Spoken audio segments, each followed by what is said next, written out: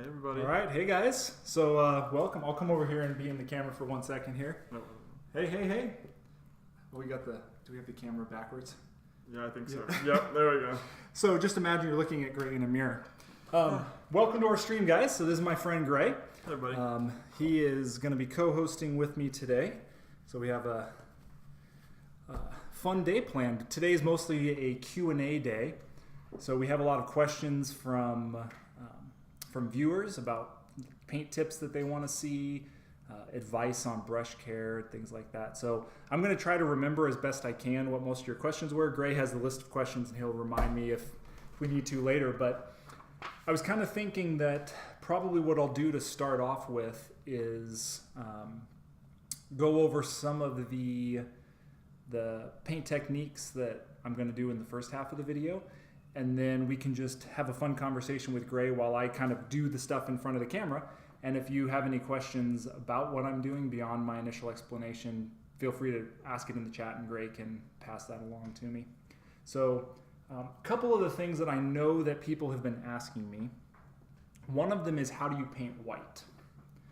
White is a tricky color to paint because the white paint itself doesn't always cover super great, and if you're painting it over darker primers, it can look splotchy.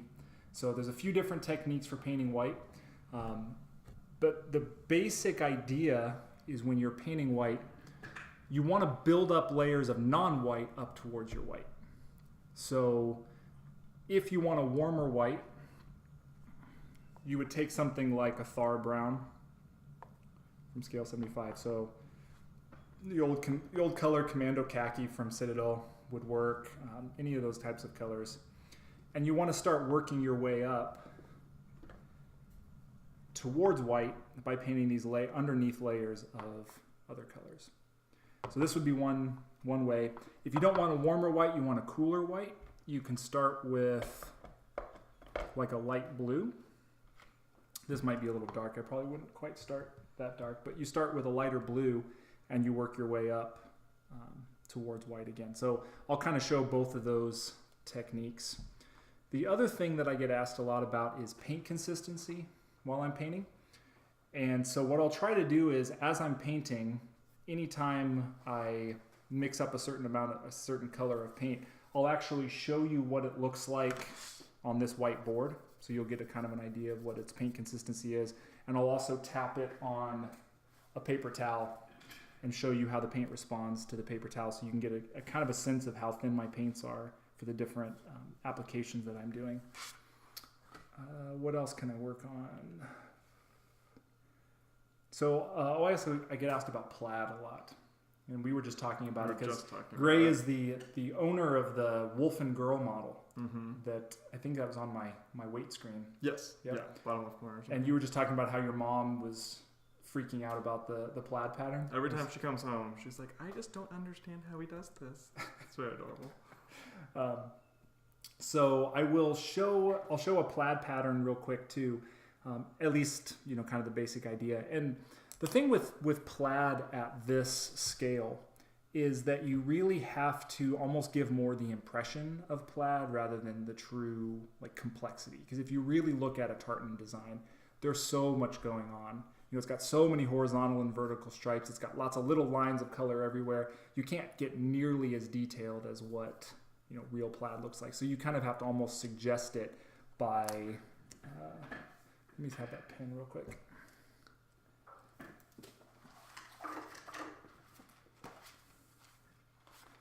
So you almost kind of suggest it by just painting horizontal and vertical sections. Generally, I'll have a lighter background, then I'll paint these horizontal and vertical sections, like bars essentially. So you have all the lighter color here, some kind of medium tone color here. Wherever these intersect, if you look at real plaid, it kind of gets darker because you end up with two of those medium tones crossing and it just creates a more dense tone. So I'll just darken in those intersection areas. And then from here, I'll play a little bit. Do you manually darken those intersections? Yeah. Jeez Louise. Okay. Yep. So you go in, because the paint doesn't really behave. The way the fabric works is, they weave in the darker stuff, and it just creates more density there, and it looks darker. It's not always an actual darker color thread in there. But the paint wants to cover up what's below it. So yeah, darkening those.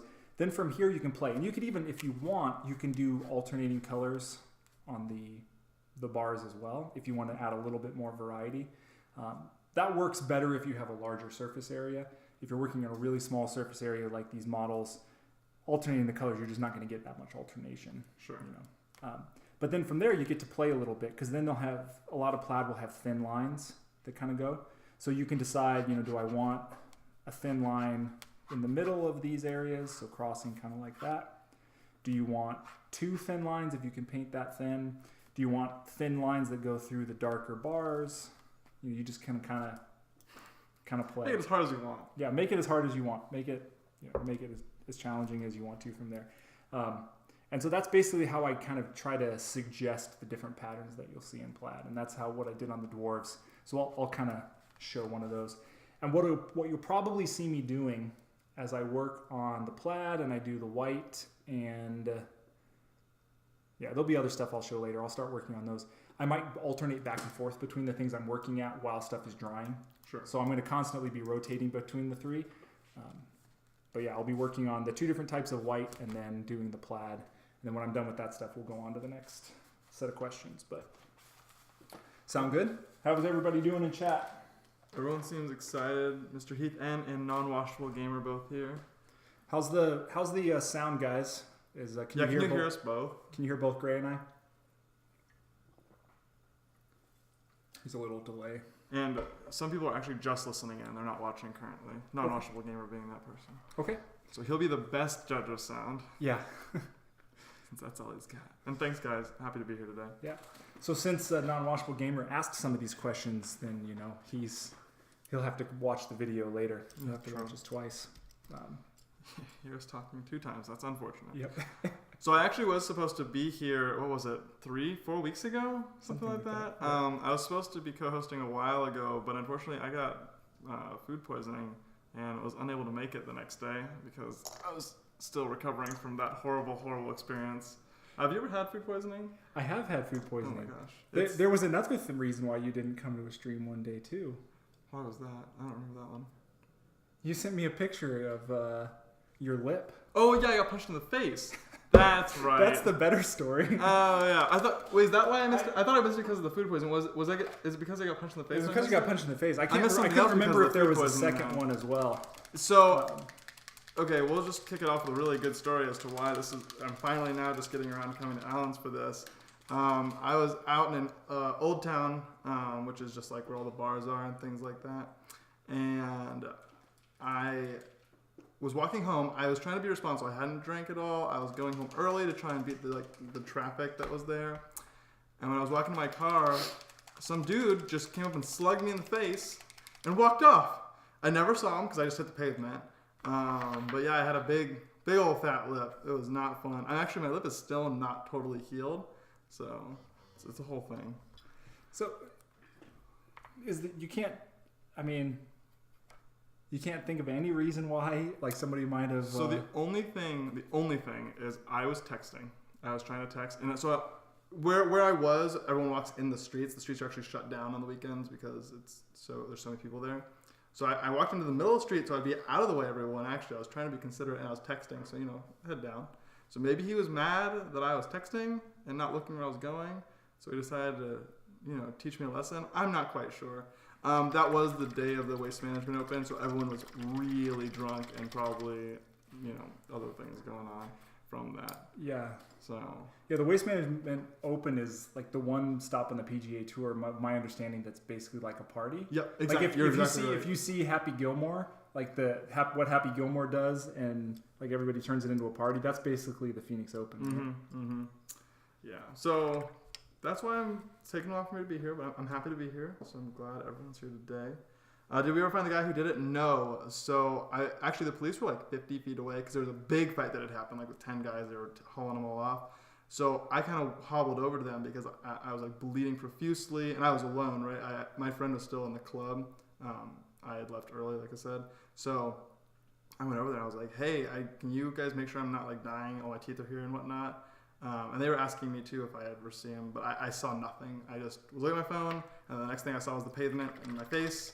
And by the time I like realized what was really happening, that person was gone. So, yeah, you're right. Food poisoning's bad. Also, getting punched in the face is bad. Correct. But nothing bad today. So we are here. So just a little bit for you guys to know about me. I've known Alan now. How long have I known you? Like 3 years? I think it might be longer than that now. Is it 3 or 4 years maybe? I don't know. Since whenever. So I met his wife in jury duty, and then through that Grand jury duty, and then through that I met Alan, and so he showed me a couple games, but the most important was War Machine. The first thing was the math. The first time you contacted So me. the reason I met Alan was because I play Magic a lot. That's my main game. That's what I do pretty much all the time. And pretty much any card game, I've played it or I still play it. So Alan, I know, could make a hypergeometric distribution table for me because his wife had told me, Alyssa told me, and so she asked him to do that for me, and he sent it to me, and it was great. I use it to this day. And then through that, he was talking to me. I think in you sent me like a page on it, like here's how it works. And then in that, you start talking about War Machine. You're like, oh, this is other game you might like. And then I think I just went to the shop one day with you, and you taught me and started playing. Since I have stopped playing that, and me too. Yeah, you're done too. So, but we still have game days every so often and whatnot. So ask Alan everything about painting because I literally know nothing, and he's the expert. But if you have any questions about like video, I saw you guys were talking about Vermintide earlier, Vermintide 2 specifically. I've not played that. I only played Vermintide 1, but I play a lot of games. So if you guys want to talk about anything like that, happy to do so. So let's take a look. Yeah, it was a great way to meet. So Alan, what are you going to be starting with today? What's the first thing you plan on doing? So what I'm just doing here right now is I'm base coating an area in light blue. Okay. And I'm also base coating an area in like a tan color. So this is the back of her cloak is where I'm going to show going to white. Okay. Using the two different approaches, and you'll kind of see, how it looks from both angles. Then depending on whether you use blue or the tan to start with. Then on this guy, I'm going to be showing the plaid pattern on his skirt. Okay. So, well, it's not really a skirt, but his kilt. His kilt. So we'll do a plaid pattern here, and so I'll have to do a couple of base coats. But I'll be cycling through these 3 models until I get a nice even base coat, and then I'll start to What's the third model work for? up from there. So these guys are for later, if we get to other stuff. Okay. Yeah. Cool. By the way, these models are from the Banner Saga Warbands board game, which is a pretty fun board game. Did you play it with me one Banner day? Saga. It was kind of like the mix between Oregon Trail and like miniature. We did play battle that game. game. Yes, I do remember that game. Where you take on a role, and then it's kind of cool where like the things that are good for you are sometimes not good for the other people in the party, but it's still a cooperative game. Yeah. Oh yeah, because you were like our leader in it, weren't you? I kind of ran it as like a GM, almost like it's an RPG. Yep. I do remember that game. That game was pretty fun. So, all right, cool. Let's go ahead and we'll just get started on some of these questions. And guys, if you want to just chat any questions you have, feel free. I'll be trying to pay as much attention to that as I possibly can, but no promises. All right. So I'm gonna start with non-washable gamers. That's directed at me since it's just one. What is the best set in Magic: The Gathering, and why is it Dominaria? So first of all, Dominaria hasn't even come out yet. Non-washable gamer. And it will be great. I'm sure the spoilers have been fantastic, but so tell me more about, because I know the different sets will often have a lot of themes. Like isn't there like a heavy Planeswalker theme sometimes, or a heavy like multicolor theme? Yep, or so tell me about the new set that's coming out. So Dominaria we're returning to Dominaria. When Magic started 25 years ago, the first plane, so the first like place they were, is a place called Dominaria, the first world. So like where the Black Lotus and all of those cards. Yeah, it's those sets. It's where all the first, like I think it's the first 10 sets. I think there was 1 or 2 that weren't in it. Because when I used to play way back in the day, I got in at 3rd edition. Okay. And played from 3rd edition, I think 4th edition, and Ice Age. Ice Age was Oh, was Ice Age in Dominaria? I don't remember. I'm just saying those were the sets but yeah. when I was playing. Was 3rd edition, 4th edition, and Ice Age. Those are the ones I remember. Perfect. Maybe Legends was in there somewhere. That would have been before. Okay, but so, somewhere around. Anyway, sorry, go ahead. So this theme, we're returning. So this is the 25th anniversary. So we're returning to Dominaria, like the home base, and they're doing a lot of special stuff for this. They're clearly amping up the power just for fun, kind of bringing us back to some of the roots. So this set has you can just tell the power level is much higher. So yeah, non-washable gamer, it's going to be a great set. My favorite set is Dark Ascension because my favorite card, Thalia, Guardian of Thraben, came from that. Probably the best set in the really is between Return to Ravnica, and the Innistrad block. Like those are the two that are probably just the best, realistically. I got back in very briefly during the Innistrad block and played for 6 months with my buddy who just wanted to get nostalgic and play some Magic. Sure. But that's It's a good set because the theme is really strong. The limited play, which is like when you're like playing just with cards you get randomly. That's really good. So it was a great set. I like the Innistrad block the most because that's where Thalia is from, specifically Dark Ascension. But I am excited for Dominaria. They've done a lot of rarity downshifting this time, so cards that usually would be seen at rare are now uncommon. Uncommons are sometimes commons in this one. So then the rare ones are going to be like crazy bonkers. Some of them are very strong, yeah. It's an exciting set. I'm looking forward to it. I think we have a couple more. I think there's like 100 spoilers left that are going to come out this week. So we'll see what we haven't seen. So what happened though is actually there was a leak about 100 cards, which is massive. Usually it's not that big if things get leaked. So they changed the spoilers this time around. They started early because there were so many that everyone already just knew. Innistrad was really cool. Yeah, definitely. And I will check out the second one. I have a guy I game with, so I'll talk to him about that. I'll check out the second Vermintide for sure. Okay, let's get into some of the questions for Alan. So I'll start at the top, make it easy. How can I find interesting and unique new models to paint, specifically busts and other display models? That is an excellent question. If I may start, forgive me for starting with self-promotion, but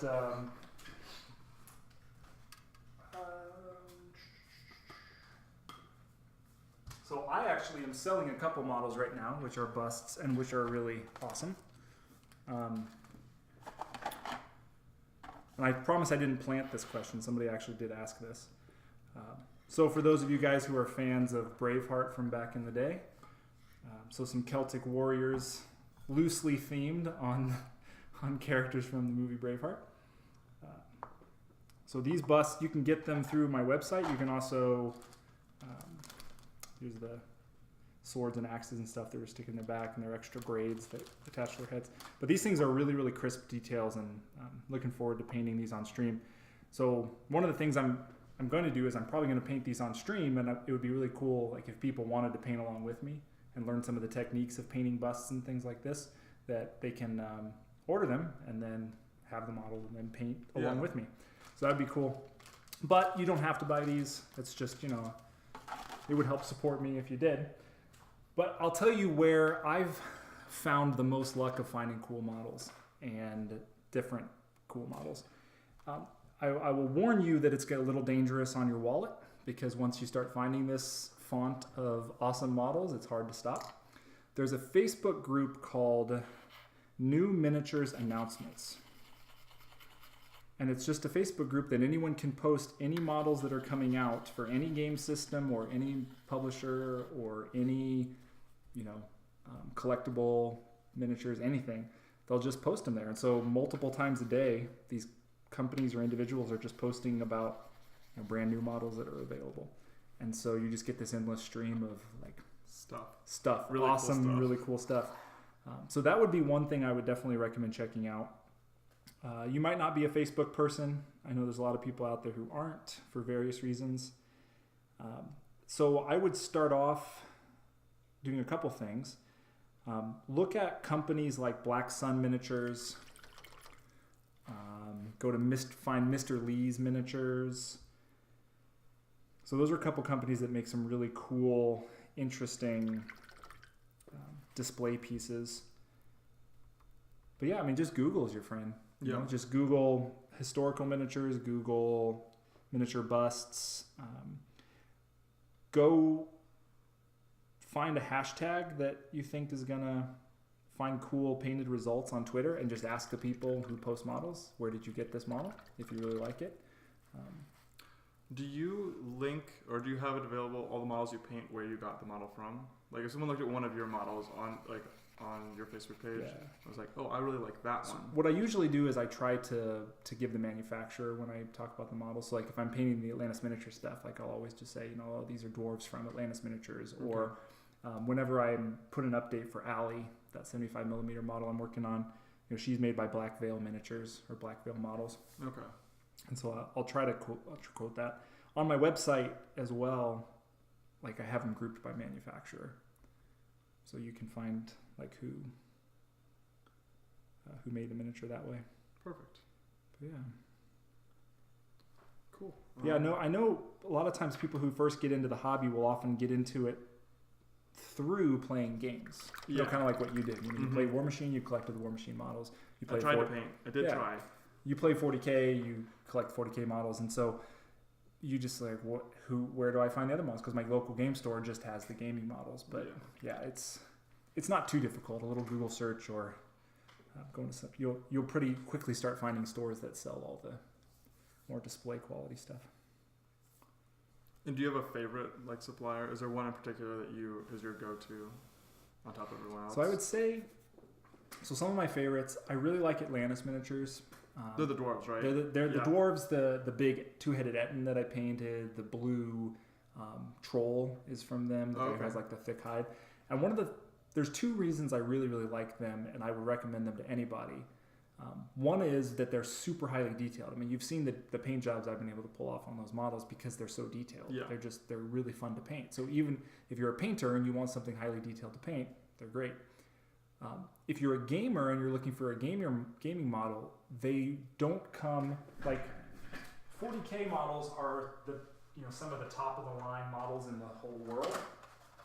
But this is how you get them. Some assembly is required, and some is a term used loosely. So that's when you have to file all the edges down. Yep. Oh my gosh, that's So the Atlantis Miniatures are basically roughly the same scale model. But, like this dude is a one-piece model.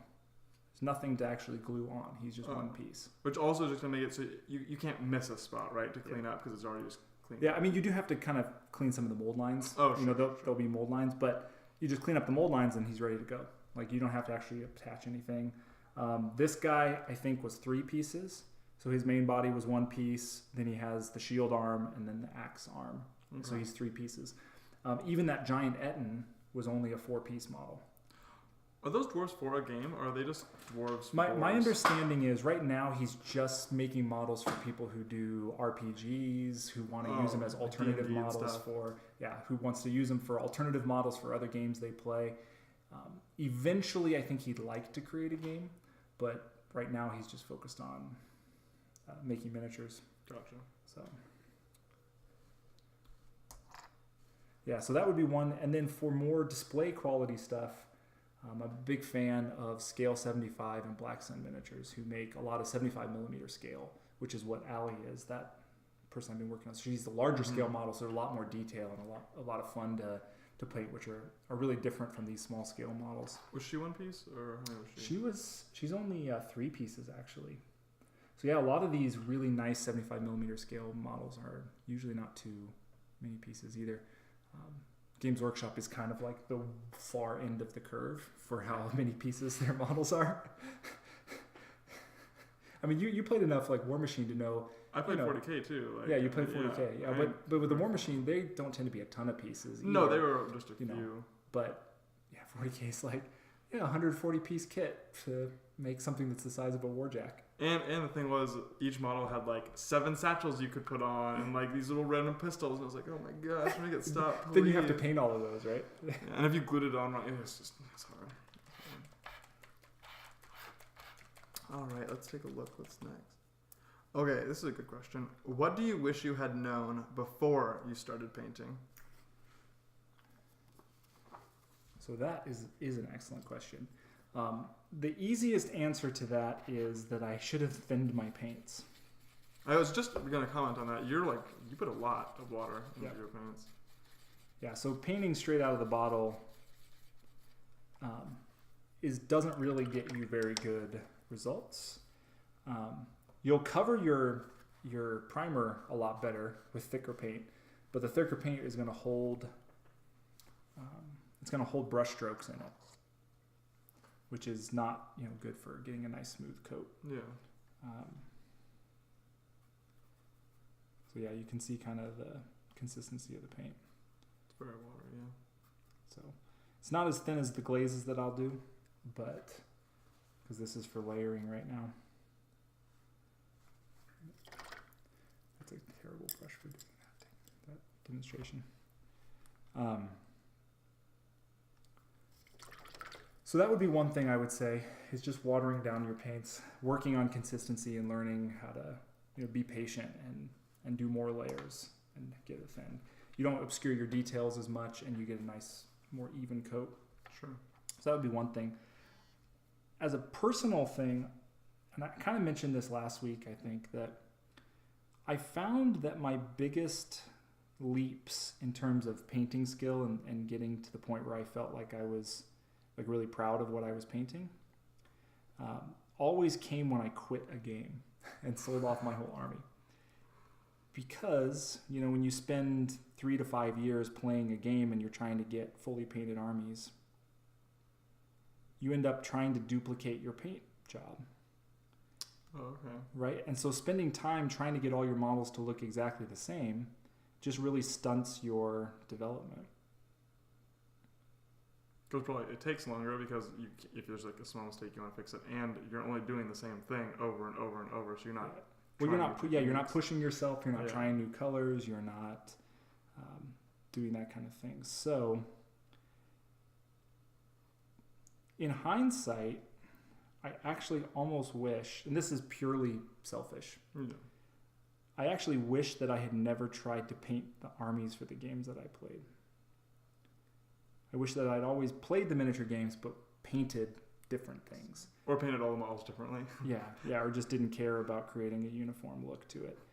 Because I feel like I would be like further along in my paint journey now if I hadn't had several times where I spent multiple years just trying to duplicate my paint schemes. I have a question. Yeah.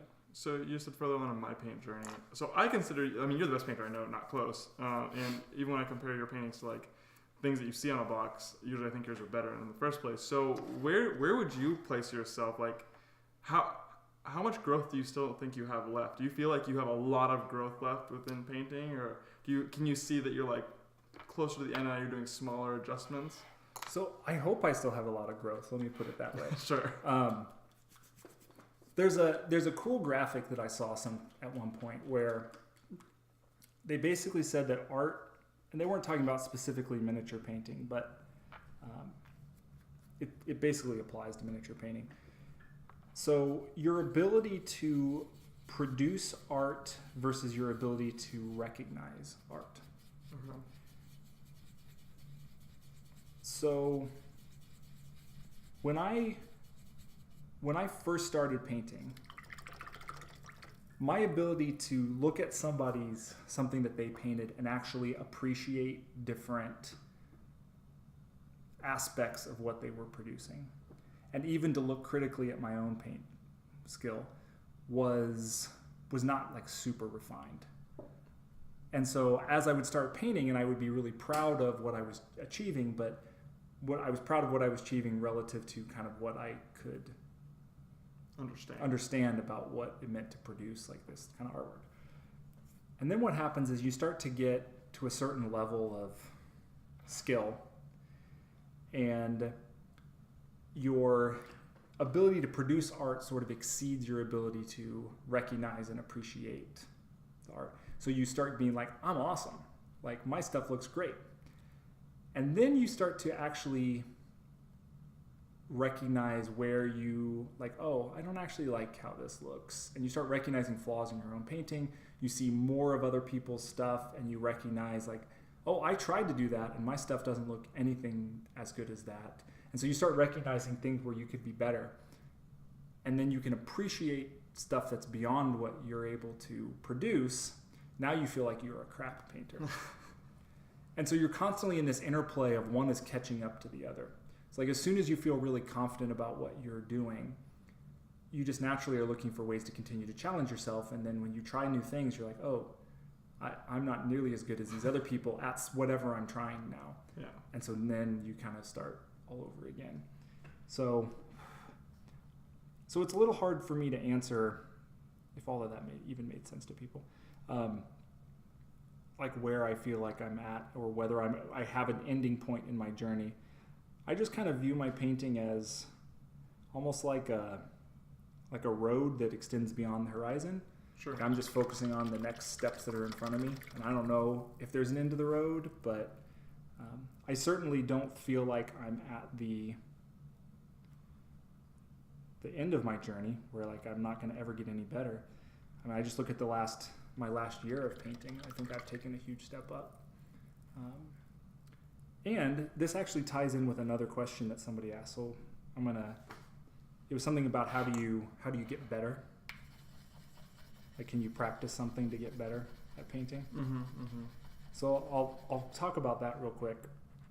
Other than the obvious, I see it. It says, "What can I do to be better at painting? Other than the obvious things, are there exercises I can do? Does it help to do other kinds of painting, like canvas painting?" Yeah. So I'm not a canvas painter, so I can't really comment about whether canvas painting, in particular, would make you a better miniature painter.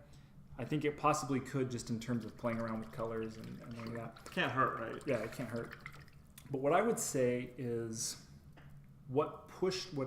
so two things. So not only did I quit playing War Machine and then I just started painting any models I wanted to, that pretty closely coincided with me trying Scale 75 paints for the first time. So these paints operate a lot differently than the Citadel paints and the P3 paints that I had been using for a long, long time up to that point.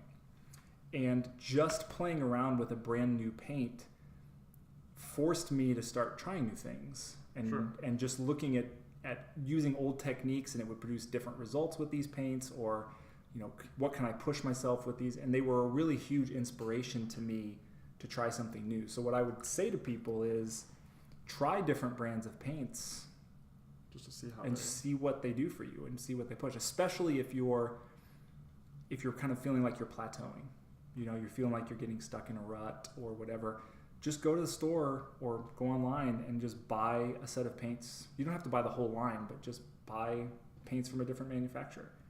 And then just say, I'm going to paint this next model I paint entirely using this other company's paints, and see what it does. I mean, that was something that certainly was a huge breakthrough for me.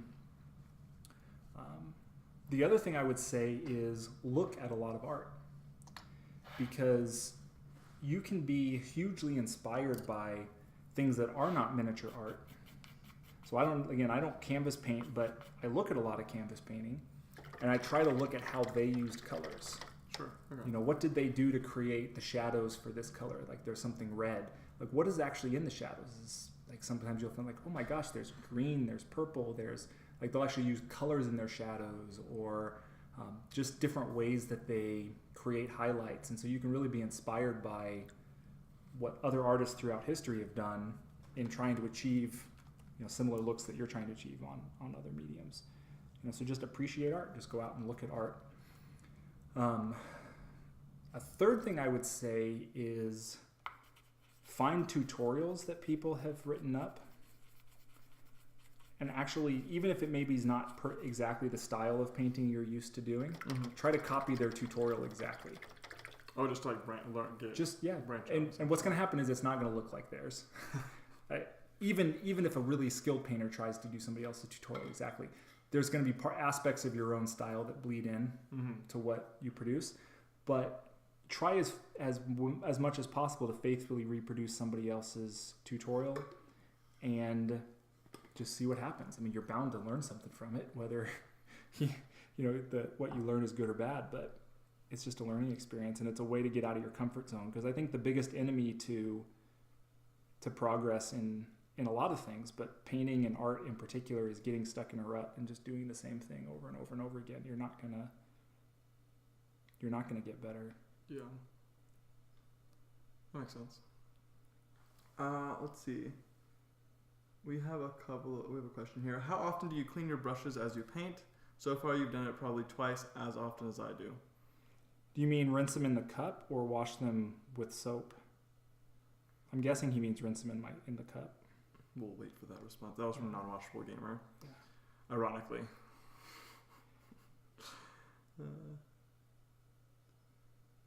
Rinse in the cup. Yeah. I do it fairly often, actually.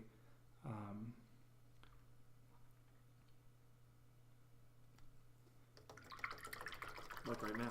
Yeah, like right now. Well, I was going to change colors, so I mean, obviously between any time I change colors, I rinse it out. But even sometimes when I'm not changing colors, the biggest thing that you can do to ruin brushes, I shouldn't say the biggest thing, one of the biggest things you can do that'll ruin your brushes is to let paint get up into the ferrule. So the place where they're tied together and then glued right here at the metal.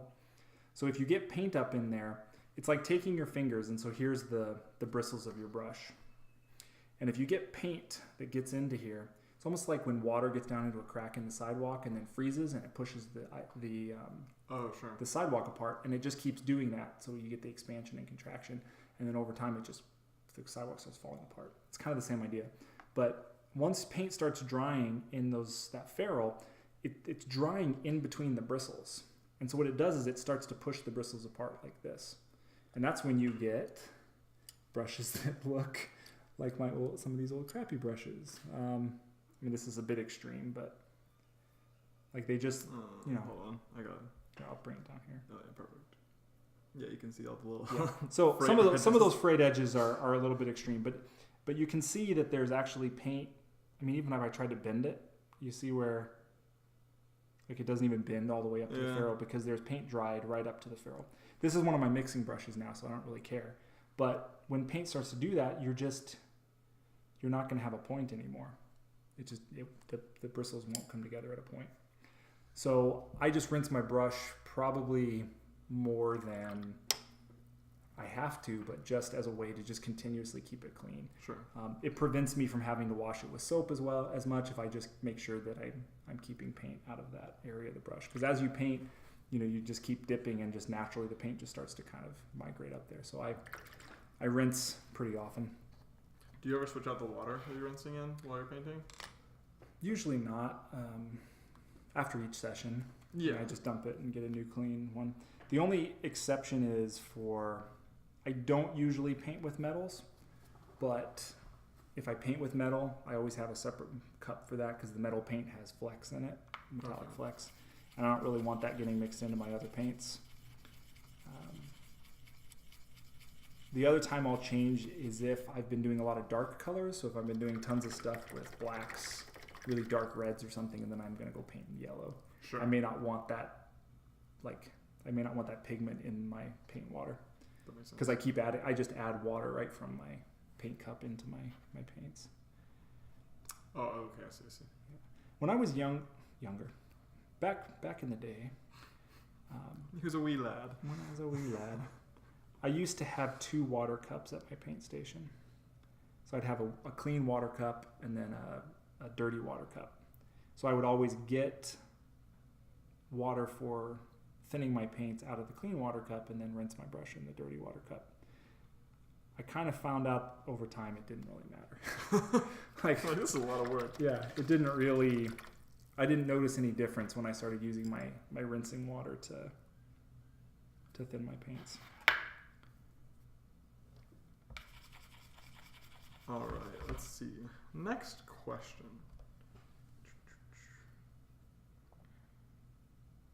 I don't think I asked this one, but we've been talking about it a lot. I always hear about thinning my paints. What consistency should my paints be for painting?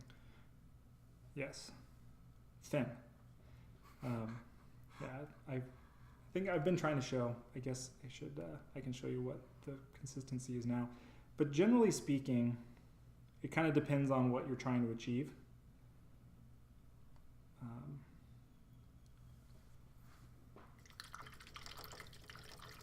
So for base coat, you want it to be about the consistency where it takes about 2 to 3 layers to get a smooth coat.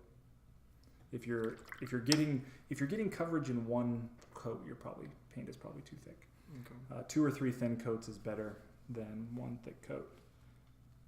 This is, you tap it on the paper towel, you kind of see it doesn't completely just sit on top. It gets soaked in pretty quickly, but it doesn't spread out like you'll see when I do glazes.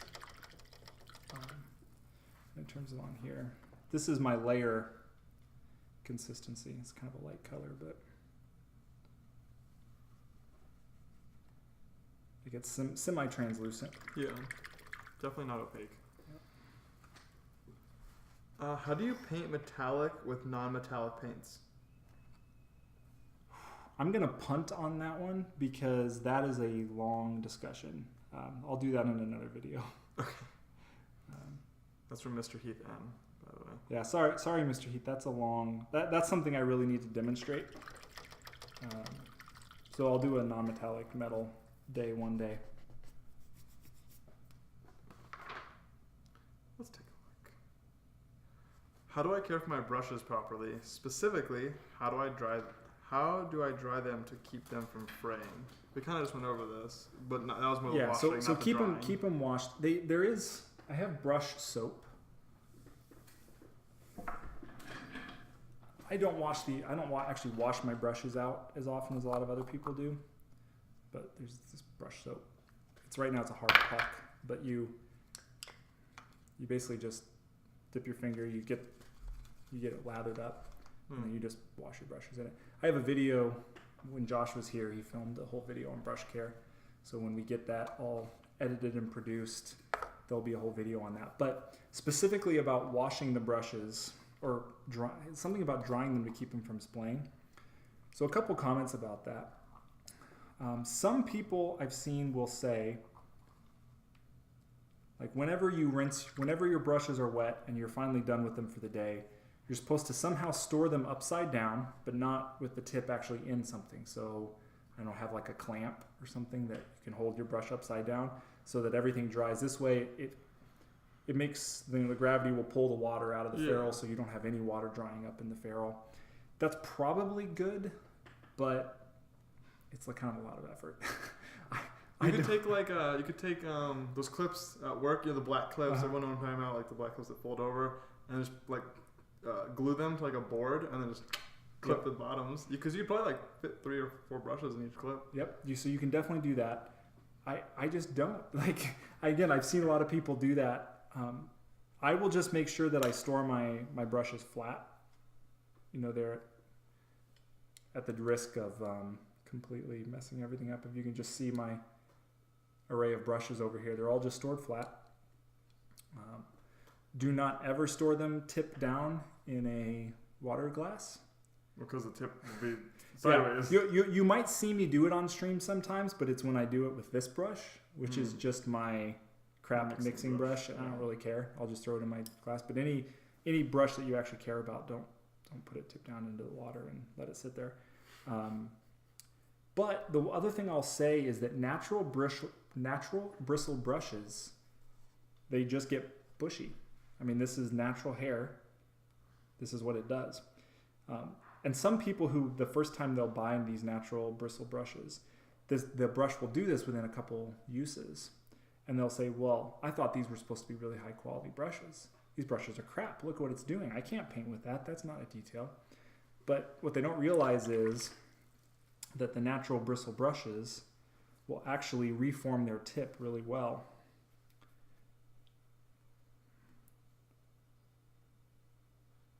Once they start getting paint on them, and you do like a twist and pull, and so you end up with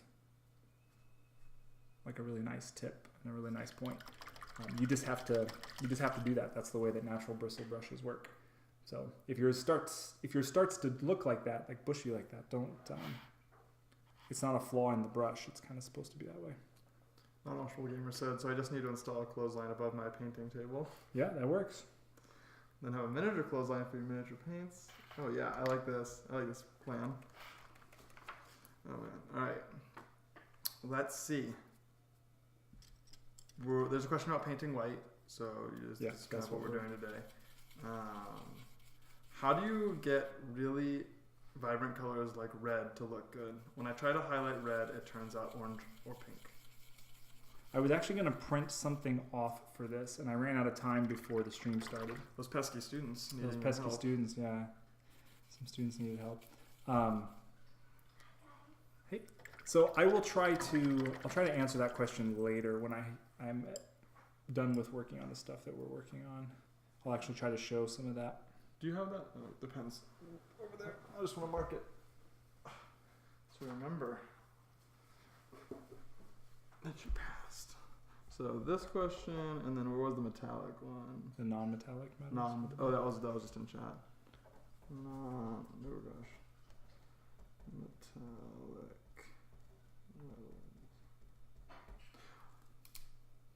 Okay, we got a question about painting plaid, but that's going to be later in the stream.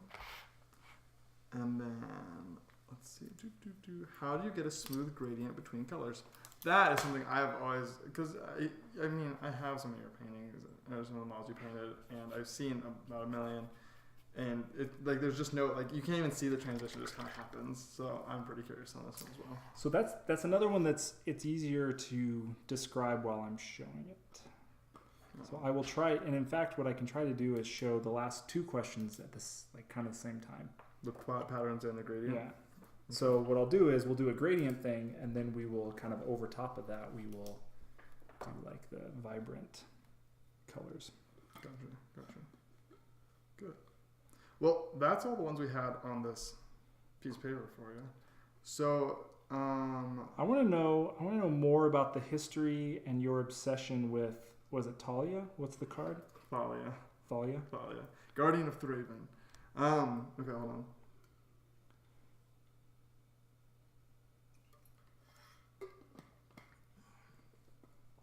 Hold on. I'm gonna answer this question from Non-Washable Gamer first. It is really easy to answer. For Gray, where would you put yourself in your painting skill? What are you currently working on improving? I don't paint anymore. I tried it, I think it was one model with Alan he was showing me. Because I play so much Magic, Eternal, Ascension, I just started doing StarCraft 2 again. I play a lot of games, plus I'm working full time. So I don't have time to do everything. So I dropped. That's the reason I stopped playing War Machine. It was not because I didn't like the game. I thought it was a blast. I just couldn't do that and Magic and work. It was just too much. And hang out with my friends. There's too much going on. So I don't paint. Anyway, though I did just buy a painting of Thalia. It was the new card art, so Thalia the Heretic Cathar.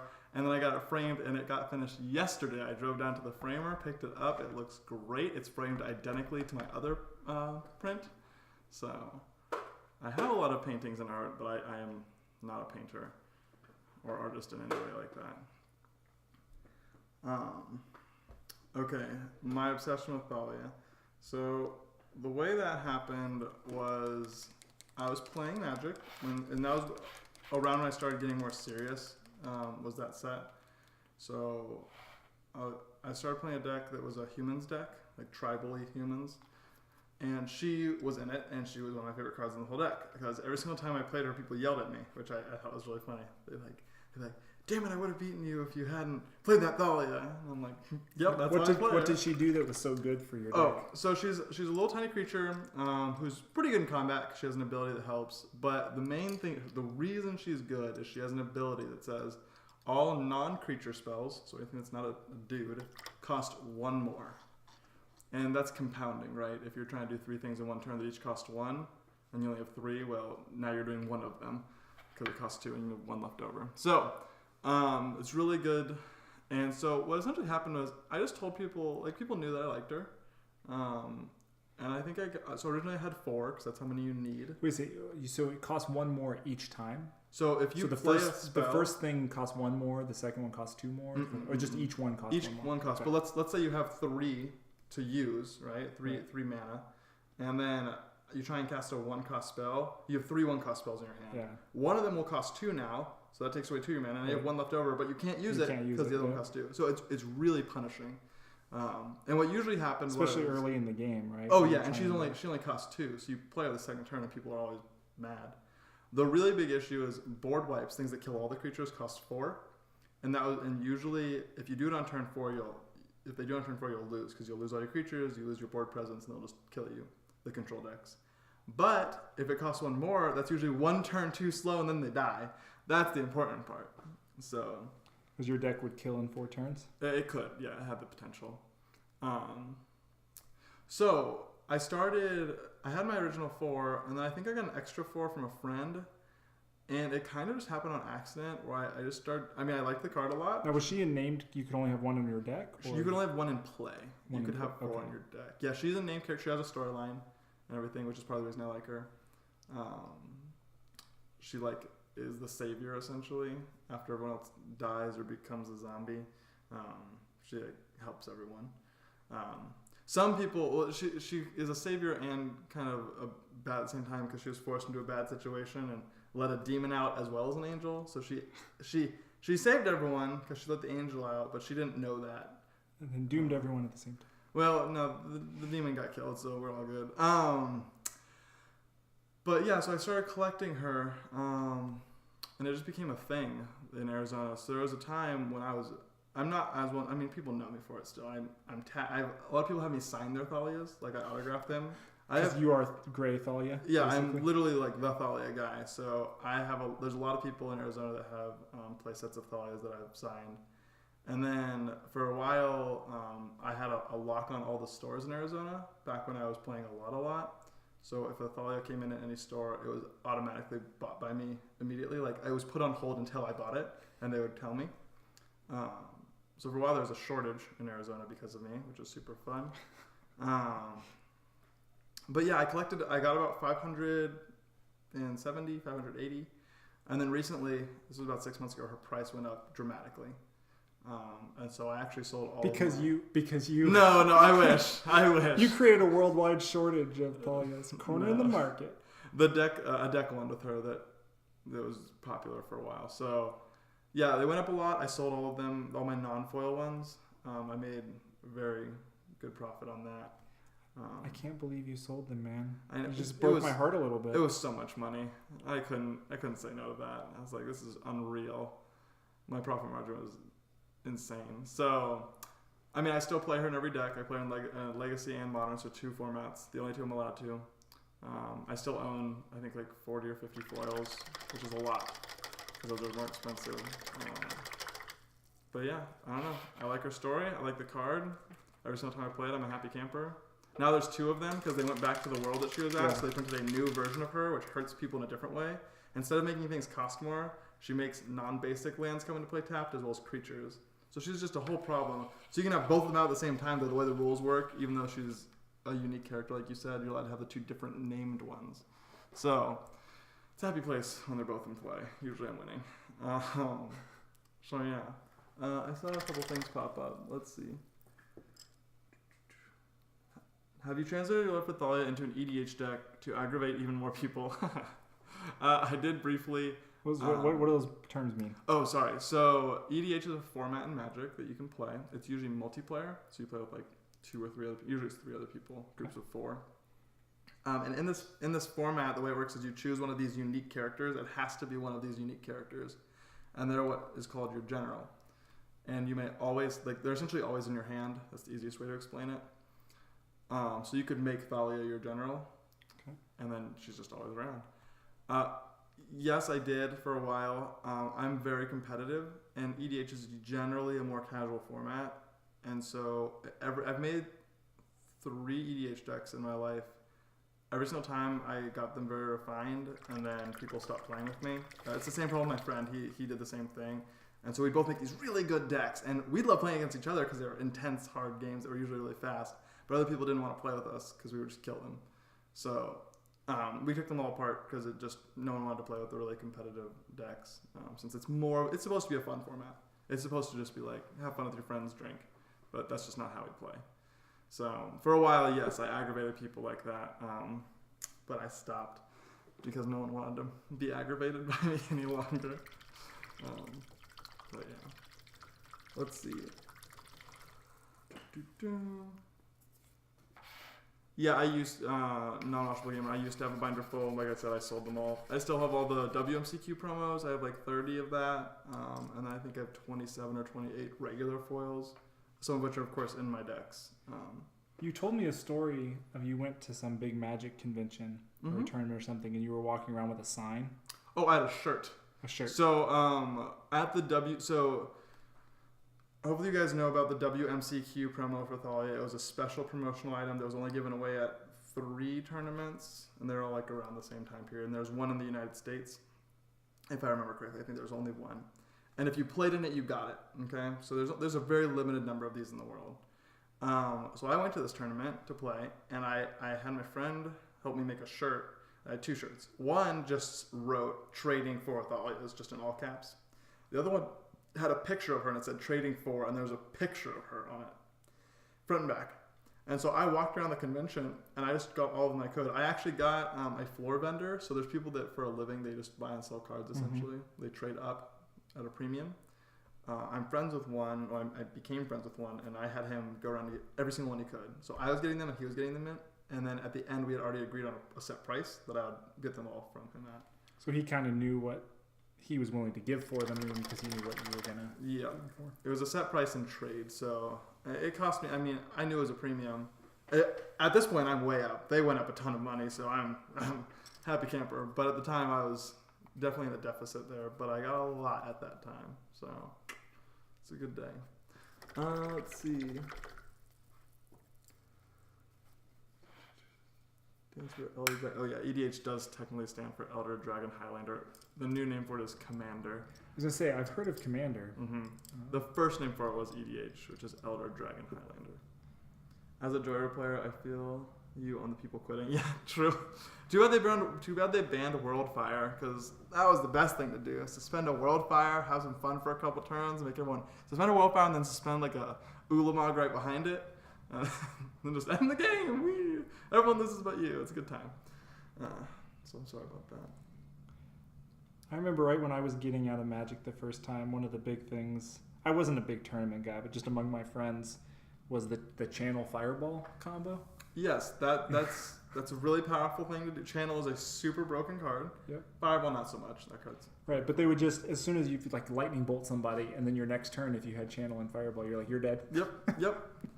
Of course, then there would be the every so often where the guy had some kind of counter in his hand or something, and he's like, nope, you just sacrificed 19 life for nothing, and now you're dead. I'm gonna hit you with my 1/1. Yep. But, yeah, that's old school Magic. Yeah. That hasn't been around in a while, but well, that's like I said, super that was powerful. back when I used to.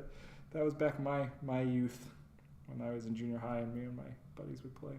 There's actually a new format out, not new, but it's called 93-94, and all you do is play with those super old cards, decks like that. So That's Channel awesome. Fireball is a real deck again in that format. I remember, you'll like this, when I played back then, my favorite thing was the all white. There you go. Yeah. White weenies. Yep. And well, it was more centered around the Divine Transformation Sarah Angels. Well, I know Sarah Angel, Divine Transformation. So that was the +3/+3 to a Okay. creature as an enchantment. Just yeah. So you just like you get a Sarah Angel and then you make it a 7/7 with flying. vigilance. And, yeah. They can never win. Yeah. Very nice. I'm into that. But They then actually- my buddy would be like all black. That was the big thing, and we would just always play. And I was always all white. He's all black. Then it's like who gets their glooms out, who gets their, that's like every swamp. One of them is like every swamp you have, and the other one's every plane you have does damage. So we're like just Going dueling back with and the forth. those things. And he had his Sanger Vampire, which was basically like Sarah the Angel. opposite of the Sarah Angel. And so we used to have some knockdown drag out fights of. I mean, it's good versus evil, right? Yep.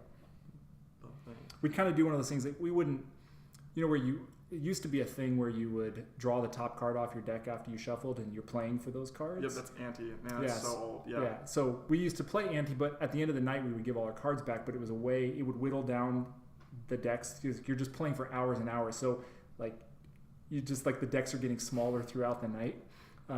Anyway, that's what we used to do in junior high. Dang. Oof, that's a good time to play. I wish I had played back then. I would have been really young though during that time. Ooh, fun thing for you, Alan, since you do appreciate art. We were just talking about appreciating art. Sarah Angel in the new set Dominaria is getting a brand new art, and it is gorgeous. You have to show it to me. Yeah, I can get it to you, no problem. I'll bring you the card once I get one. But it is nice art. I'm super into it. I really want to see it like in person. That was by far my favorite card from back when I used to play. Angels are popular, and they know it too. Now they market it heavily because angels are just really popular. People pay a lot. Just back then, I mean, it was just such a good card. Oh, it was the best card in the game for a while. 4/4 flyer that didn't tap. Like, it's sad now because that card now is super mediocre. Yeah, I'm sure it is. It's really unlimited still. Like you'll still. I'm gonna draft it. I'll tell you that much right now. But things have just gotten better. Then the new angel is a 5/5 for 5, right? So it costs the same, but you get a 5/5 with first strike, lifelink, and all other angels get +1/+1. Sounds pretty good. Let's see. Drowner of Hope. I love that art. Gosh, oh my gosh, I hate that card so much. When Eldrazi, like the Bant Eldrazi was super popular, I played humans actually for about 2.5 years before the deck won. Actually, I was playing up Bant humans with Gavany Townships, and I remember people playing. I'd have the win all locked up against my stupid Eldrazi Tron Bant Eldrazi opponent, and they'd play stupid Drowner of Hopes, and just as the name implies, all my hopes were drowned because I'd lose immediately. And then you have the infinite combo. I forget what exactly you have to have for it, but I know you need to have the flicker guy and the drowner. There's one other piece though, I'm pretty sure. But yeah, that's a good card to collect though since it's dirt cheap. I think it's like probably 50 cents a card. Back when Mana Burn. Yo, yeah, did you play with Mana Burn? Was that a thing when you played? Mana Burn, yes. Yeah? Yeah. Nice. Yeah, that's super gone now. Like you tapped it and you don't end up using it because somebody does something to you. And then like, you get hurt for it. You get hurt Yep. for it. Yep. I'm telling you, man, it was like the early days of Magic actually being something that like you could get fairly easily. Like that was you could go to the mall and get booster packs kind of thing, you know? Yeah. You can still go to the mall and get booster packs. I know, but this was like when it first kind of started. Yeah, I mean, like in the first beginning. edition Magic, I don't think it was quite like ubiquitous like it started to get to when it got to third edition. I'm still sad you don't have your old cards. It makes me... I gave them all to John, my brother, and then I think he ended up selling them or getting rid of them at some point along the way. It's too bad, because they'd be worth even more now. Although, you know, they were not in very good shape. I mean, that hurts, but if it's like a channel, you're still going to make pretty good money on it. The first deck I ever bought, so that you would buy the, what are they called? The pre-constructed. No, they weren't even pre-constructed, but it was so they used to sell them in booster packs, but they also sell them in box, they were 60 card boxes, I think. Starter decks. But I don't think it was really designed to actually be played. Like I don't think you could just play it because it was just all different colors. Oh. It was really I don't know. I don't think it was. Again, I don't think it was. It was just a different way to sell it. It was like a larger booster pack, and you were guaranteed more rares and more. You know. But I remember that the very first one I ever bought, and I didn't even realize it at the time how significant this was, but it came with a veteran bodyguard and a Wheel of Fortune, which I guess were both like. So the Wheel of Fortune was a red card. I know that one. That one's good. Yeah, the veteran bodyguard was he takes damage that for you. So if anything damages you, it damages him instead. But the way he would work was you could throw wards on him that gave him protection from different colors. And then you couldn't die. Yeah. Until they killed him. Until they killed him or got rid of the enchantments and stuff. But it was, I guess at the time, like those were both really coveted cards. I was a kid. I didn't really realize that to get both of those in your very first set of cards that you got was a pretty big haul. When I used to work with like substitute for kids and work in the after school program, I think I've told you this. Like kids would play Pokemon, and I played Pokemon briefly. It's actually a pretty good card game. But they would have these like expensive cards that they would just be playing with without sleeves, like on rocks, and I was like, "Oh, stop, please! I just see like $10 just falling off the card. You're trying to scratch it across the rocks. I'm like, that's like a $50 card. Please stop doing that." Ugh, that was rough. So that was you. You were that. Yep, that was me. Yep. That's okay. Turn 1 turn 1 Swamp, Dark Ritual, Hypnotic Spectre. Yeah, you can still do that in Power Cube. Non-washable gamer, don't you forget it. Second, no, I think Sarah was better than Shivan Dragon. Shivan Dragon costs too much. She's a stupid color. You know what card I used to love? I would also sometimes play green. Okay. I loved the Force of Nature. It's not even that great because he's so expensive, and he just kills your progression. But he cost either 6 or 8 to get out. But you had to tap 4 forests every turn, or else he dealt damage to you or remained tapped. But he was an 8/8 trample green creature. Yeah, I recognize it. When there weren't that many like super big guys out there, especially not with trample, it wasn't like the key thing that big guys always had. Mm-hmm. I want to look it up. Force of Nature. And the original artwork for him was really cool. He was kind of like this swamp creature in the shadows. Yeah. Oh, yeah. I see it right here. Yeah, Magic art's great. Like, talking about looking at good art, just go to any Magic set nowadays. It's fantastic art. Yep. Yeah. So let's see. He is 2 green. So 6 mana, trample, 8/8. You must pay quadruple green during your upkeep, or it does 8 damage to you. Yeah. You may still attack with him. Blah blah blah. So yeah, if you don't pay from every single turn, essentially, you will just die. Yep. But hey, he's big. He's real big. Yep. I think, especially, being... I only ever played with my friends, so I wasn't, like, running up against people who just had, like, the 5-turn win decks. And, Mm-hmm. Or 1 turn back when you played. There was plenty of those. Yeah, yep.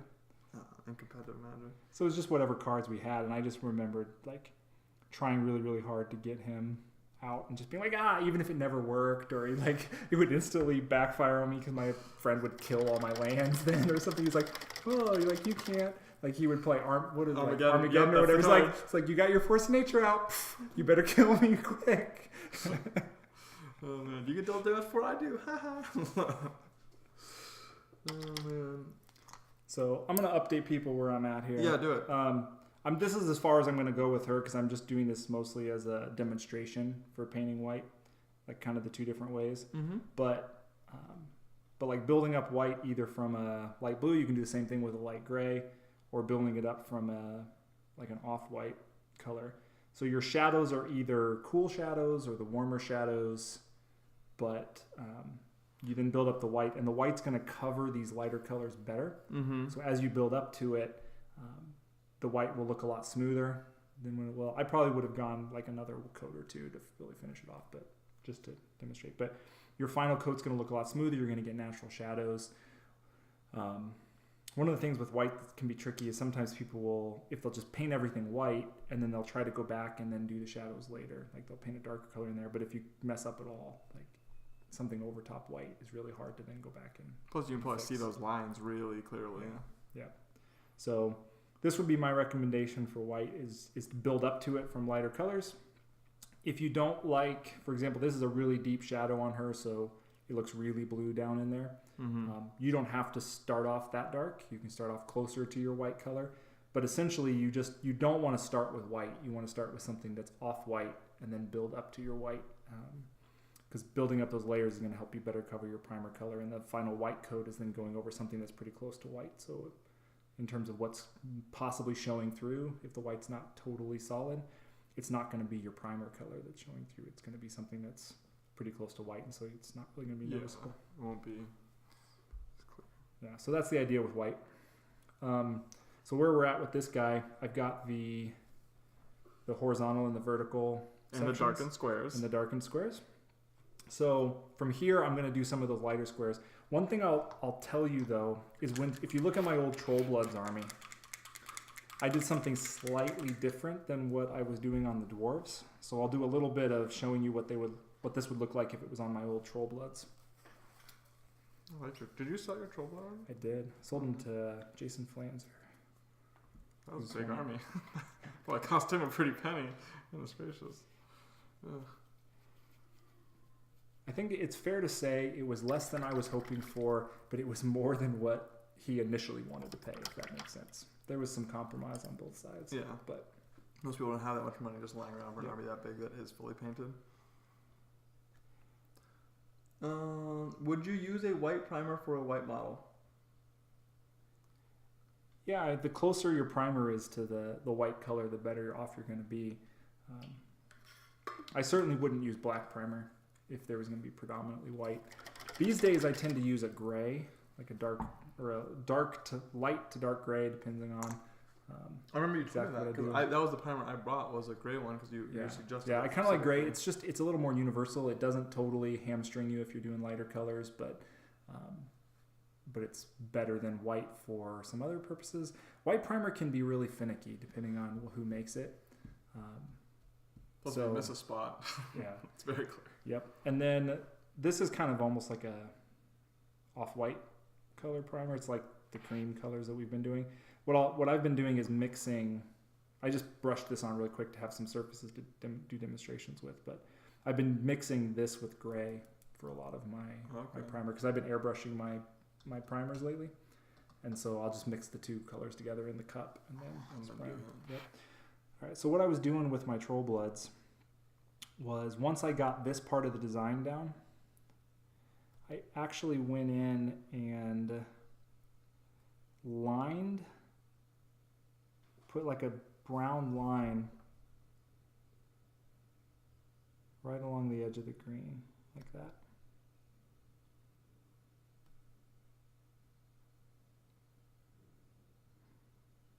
Do you do on both sides?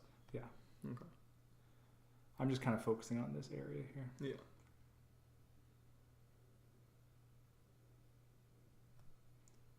Does your cat ever like jump up here and whack you while you're doing something really delicate like this, or Alyssa walks by and bumps the table and yeah, sometimes they're pretty good. Especially, I mean, they're both 14 now, so they're getting a little older. They're not super crazy most of the time. So once they get up on the table, unless it's near dinner time and they're just doing their like roaming and waiting for food, then if they jump up, they'll just like curl up and lay down. I was talking to my girlfriend about because her mom loves cats like a lot, like a weird amount. Yeah. And I hate their cats. They're all terrible cats. And she's like, "Have you never found a cat you like?"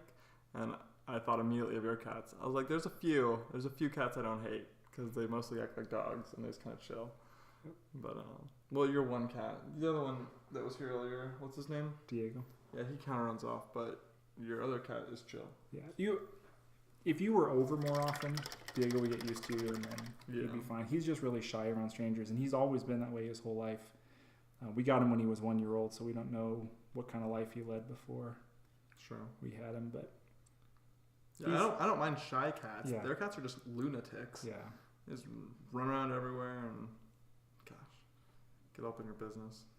yeah, our cats are awesome. It's kind of funny you say that because so we had a friend staying with me, and he said he's always been a dog person, and he was actually asking his wife after he left our house. He's like, maybe we should get a cat because he like loved our cats so much. He's like had just never been around just like cool, chill, social cats that just like to hang out, and so it's kind of fun. Yeah, my brother says the same thing. He's like, I hate cats, and he's like, but I like your cats. Yeah, your cat's alright. But to be fair, most cats are horrible. They just like scratch you for no reason. My friend's cat, he'll no matter what you do, his cat will scratch you for nothing. It's like the devil. She has 3 cats. It's not that she has that many cats, Mr. Heath, but it's how much they care. Like she cares about cats. It's funny to me. I always make jokes that I'm gonna like drop kick them if they scratch me because that freaks her out. Not a fan of that joke, but I think it's really funny. So let's continue with it. Was that Josh Allen? Yeah. Yeah, that was Josh. Yes. All right, so like again on the Troll Bloods Army, what I did was I would outline all that in brown, and then I would come back with red to bring a little color into it, and I would do the red down the middle of the white spots, but I would keep it off of the green. I actually base coated a little. It wasn't quite this light of a color, but everything else was basically the same. So I would go down like that, and I would skip one. if I did that one, I would skip this one, and then I would do the next one over. And then I do the same thing the other direction. So like if this one was in the middle,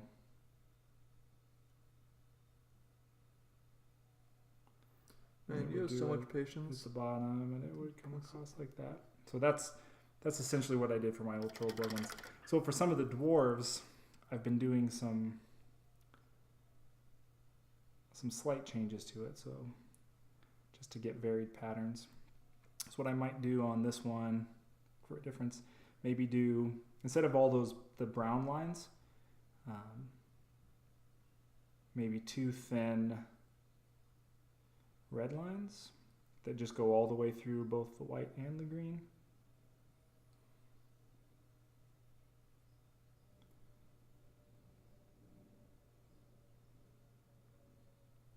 Do you naturally have really steady hands, or is it something you kind of almost learned while painting? I think I developed it.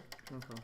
And I don't know if you even notice sometimes, like when I'm doing, especially lines, like I almost do a couple practice strokes first, like a golfer getting his shot lined up. So like I do a couple practice strokes to kind of almost develop some short-term muscle memory for what I'm about to paint, and then just lightly lower the bristle right to where I want to paint. And so it kind of helps me to get nice smooth lines. 'Cause one of the things you want to try to avoid if you're painting lines is stopping mid-stroke and then like trying to pick it up again, because then you're going to get like a splotch of paint. It's not going to be nice and That smooth. makes sense. So you do that. If you want something like the other direction, maybe through the green spots another way, you could just kind of make it up on the fly, but we could throw something like that on there. Anyway, just suggesting some various. How will you get into the squares in between that now? Like, will you, like, in between where the red and the green is, do you paint that part in later? Like in there? Yeah. No, just like that's the background. That's the back, okay. You can use whatever colors you want, but like this is a little bit more busy pattern. Mm-hmm. Like this is a little bit less busy pattern. Just kind of depends what you're trying to go with. Then one thing that I will often do, I didn't do this on my troll bloods, but I did this on all the dwarves. So one trick to fabric, to make it look like it's fabric and not like paint on a model. Paint on a model, yeah. You want to sink the design down into the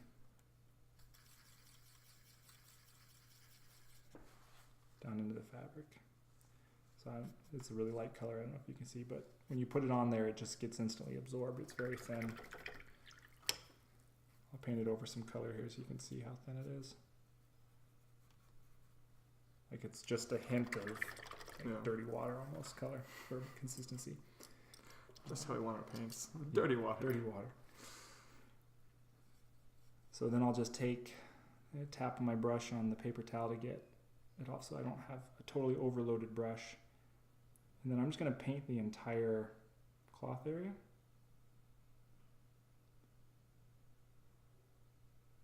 And I want to prevent anything from pooling. So I'll go back and if there's paint pooling anywhere. And if I do that, I don't know, it just depends on exactly when it starts looking cool or when it starts looking right. So I might do 3 to 5 layers of that, give or take. What it does is it starts to dull a little bit. It's like most fabric, especially if you've been wearing it for a while, like, you know, the top surface of the stuff kind of the color wears off a little bit on it. It looks a little more muted. It's not so vibrant. So you just kind of want to almost create that same sort of like matte. Yeah, especially if you're a Celtic warrior running around the fields. Yeah. It's probably not going to be the pristine. Yeah. So you don't want you don't want it to look super vibrant. And plus, this starts to kind of sink the design down into the fabric. I mean, it's just a visual trick, but it looks like it's part of the fabric instead of on top of it, if that makes sense. Mm-hmm, mm-hmm. So I don't know how well it's showing up, but you can kind of... You can see it. I mean, it's hard a little bit, but you can definitely see it. And so you just keep doing that until it looks right. Same process as with skin tone and tattoos. Absolutely. Yep. When I do the tattoos, I'll go back and glaze over it with the skin tones because it sinks the tattoo down into the skin instead of looking like war paint. You know, if you do the tattoo on the top and then just leave it, it just looks like somebody painted something onto their skin. But then you go over with the skin tone several times and then it looks like it's part of the skin. Yep. Very nice. Not something I would ever think to do. Do you have something that's like a finished plaid that I can look at? I kind of like. Yeah, I just sent off all the dwarves that had the plaid on it. No plaid to be found. Let me. I don't think. And just in terms of what it looks like once you've sunk everything down into it. I mean, the best I can do is I did the same thing on her camouflage. Sure. So I'll show you and then I'll show it to the camera. So the camo on her legs has that over the raised areas. Gotcha.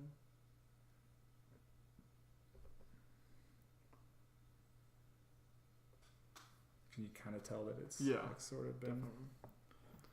Here, I can try and refocus the camera if you want to bring it closer. Give me a second, everybody. Right, maybe on the back calf. Oh yeah, nice and crisp. So I did the same thing on her camouflage.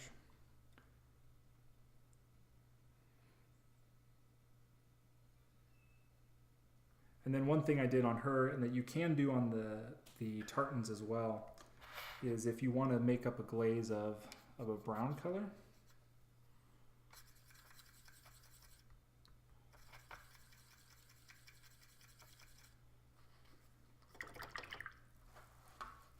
This will be easier to show how, like when you tap this glaze onto the paper towel, it just spreads way out, and that's the glaze consistency.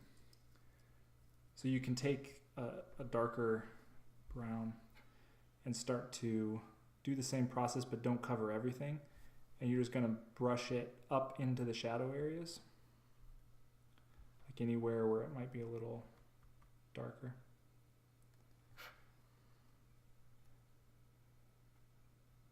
And this is going to take several passes, but that's how you start getting nice shadows, like graded colors that so like with Allie again, like the shadows in her shirt or the shadows for her skin, like they've all been use that same process. The shadows here in their inner legs, so it's just several passes of this really thin. You're dragging your paint brush from the highlighted areas down into the shadows. It's pulling the pigment down into there, and it's creating a nice smooth transition. But so if you look at some of those dwarves I painted, people are impressed that there's a design, but then there's also like shading and highlighting with the design, and they wonder how you do that. And basically you just paint the design on, just like I did with the kilt pattern, and then all of that is just shading on top of that starts to go into the darker areas, and it makes the lighter areas look highlighted and the shadow areas look shadowed, and it all looks natural with the design that you painted. You didn't like layer and highlight and shadow everything and then try to match the pattern to the color changes. Like you got to do the pattern first, and then the color changes all come from. So it's just like a neat trick to make it look really, really fancy. And you're like, actually, I just did this. And mostly it's just patience. It's just, you know, taking the paintbrush and doing multiple passes with the shading. Sure. Let's see. How much? This is from Non-Washable Gamer, so I haven't named everyone every time. How much dry brushing do you do for various effects? I usually only use dry brushing for bases. It's like to pick out texture on bases. I will say that every so often I will dry brush to create texture on like leather or wood to create some under texture, but it's always later going to be painted over. So for example, the colors might not be right, but like let's say this blue, this blue here is going to be leather, and so I've got a base coat down. Like I can start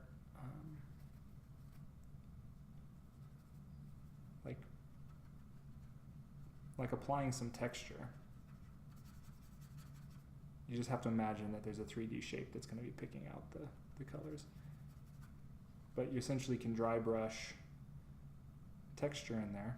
This works well with wood as well.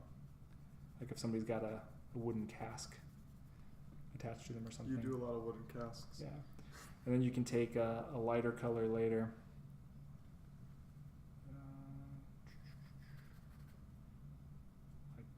Put that on top, get a little bit more texture. So you have a few different colors, a few different layers of texture. And then what you're going to end up doing is you're going to go back later and you're going to glaze over everything.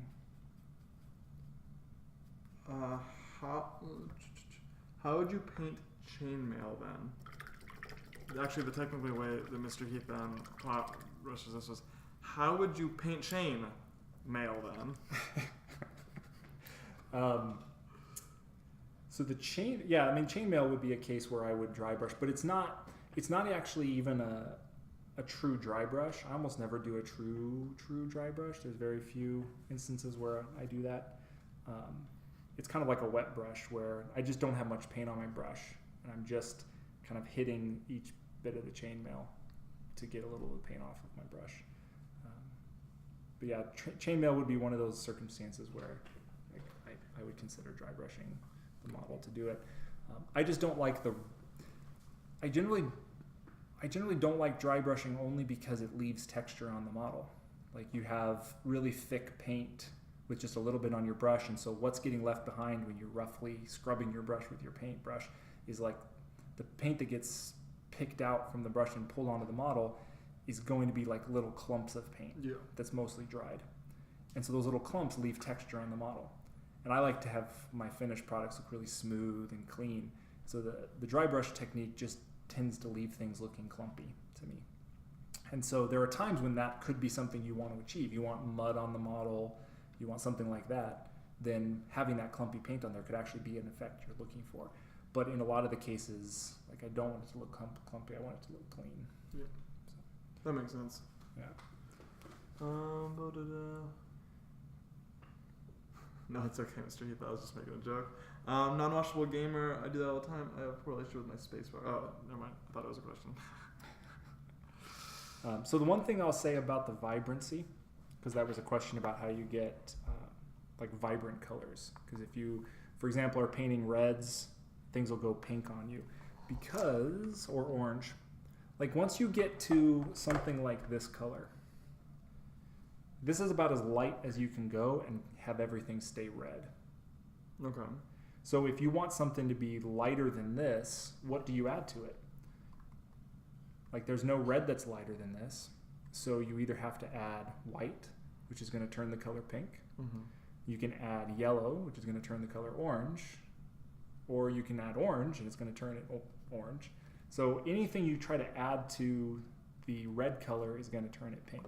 Similarly to any other colors, like if you're working on blue and let's say you get down to like a nice saturated blue, if you try to add white to this, it's going to start going more into the pastels. Like it's hard to get too much lighter than like a mid-tone color without starting to go into one of the like desaturated type colors, or just to have a color shift going on. So one of the tricks to that then is just go ahead and paint and build up layers and don't care about that. So for example, we could pretend that when I worked on this, that this was red going up into yellow, for example.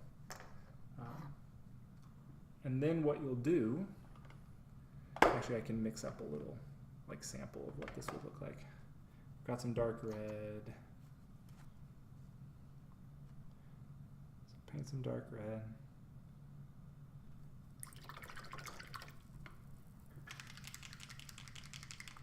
Oh, I meant to ask earlier when you were talking about this. Do you have all the paints from this company? Is this all of them? It's most of them. I don't have their metallic lines because I don't really paint with metallics. And then they have something called alchemy paints, which are really something you use with the metallics. It gives the metallics different tints. Okay. So it's like a tint for the metallic paints. I don't have either of those, but I actually own all of their original line, the scale color paints. I own all of their fantasy and games line. which is their fantasy and games line paints, and then I just recently got all of their Warfront paints. I was saying, because you have a large collection, to say the least. Well, you weren't here, so I don't know if you ever saw the picture I posted about my paint space of how it usually looks. You'll notice I make a pile of paints as I'm working. Like I don't put them all back on the rack. Well, when I'm working on a really long or involved project, like say, doing 6 dwarves that all have slightly different colors to them, all the paints that I end up grabbing and using are all just in a pile. And so the last week when I was trying to stream and show stuff, I literally had, I would say, at least 100 paints. Oh my gosh. Just in a giant pile right here. And I'm like sorting through the pile to find the paints that I need. Like I desperately need to clean and sort my paints. How many do you think you own? 200 at least. I still have some from other game companies too. 200 paints. And I still mix all the time. I very rarely.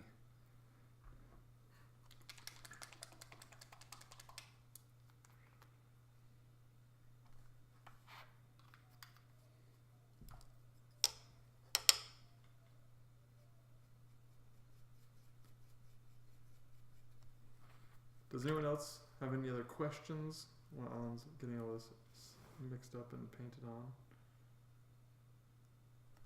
Any things you want to know? You need to know?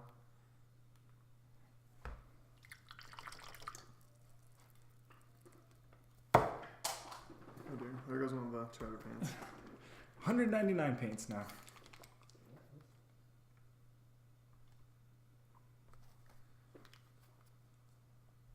How quickly did you memorize the color wheel after you started painting?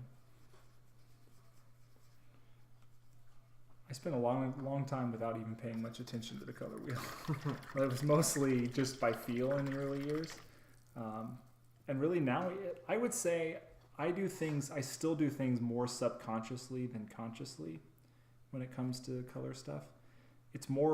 I would say it's more now about experience of knowing, okay, like if I'm using this color purple and I know then what color blue would look good with this color purple if I wanted it on the same model, or if I wanted something red on the model, what red's the right red to go from it, just by experience of knowing my paints. The color wheel helps more in, like when I get stuck, I think about the color wheel sometimes. Do you ever have Alyssa help you? And I do sometimes have Alyssa help me too.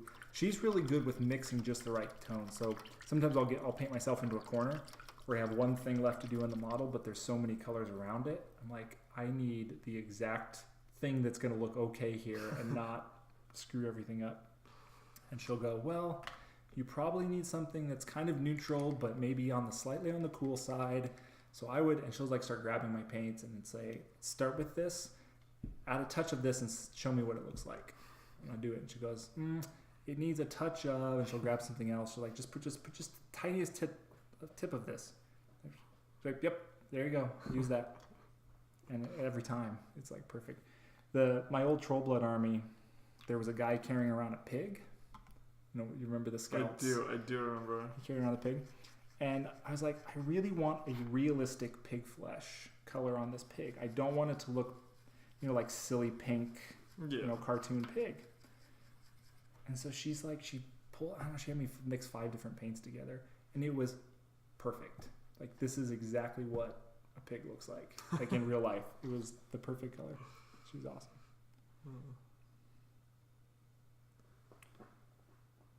All right, so this is for demonstration purposes. That is what Gorilla Life is for. Does she? Among other things too. She made that for her Twitch handle when she listens in on the stream. Like, does she know this name? Yeah, she called herself that. All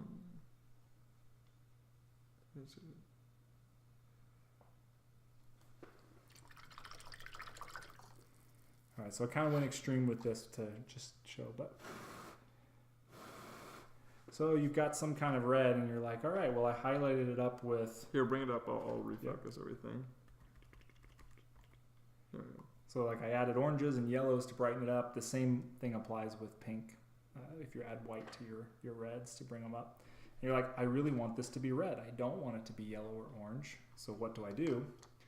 So you've got a couple options. You can just use straight paint if you want. So like I can just take this dark red paint and just mix up a glaze. So very, very thin.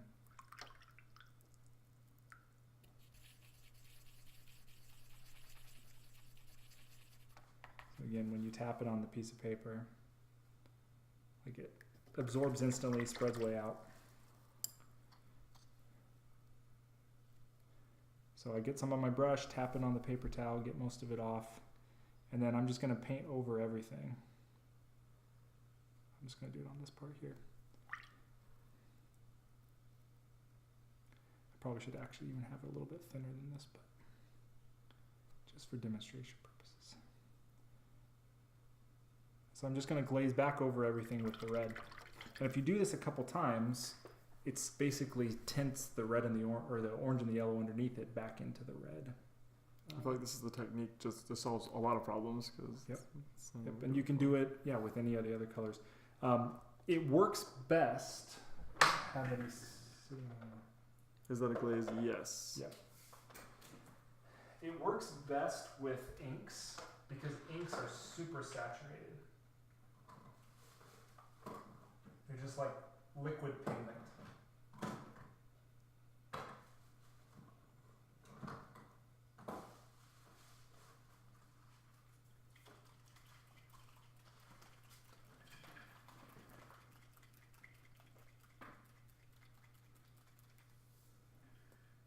I'm out of.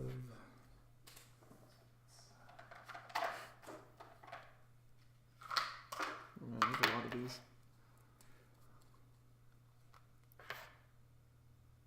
So the inks are really, really, really saturated. Do you not wash your palettes? I do, just when they're all dirty. Oh, okay. A lot of times if you're using straight ink, it's good to add a little bit of this mixing medium, or you can use matte medium. It's the stuff, basically you're almost mixing your own paint here, because the inks is like liquid pigment. Your mixing medium is the stuff that's usually in paint to help suspend the medium. And add a little water. Oh, I can't see it right now. Thank you. And so you're going to mix up, essentially again, a glaze of this. But you're starting with a really high saturation content. So it's just very red. Looks like he has 10 palettes. I do have 10. That is That's exactly dirty. correct. So I have to wash them every time I get to the end of the 10.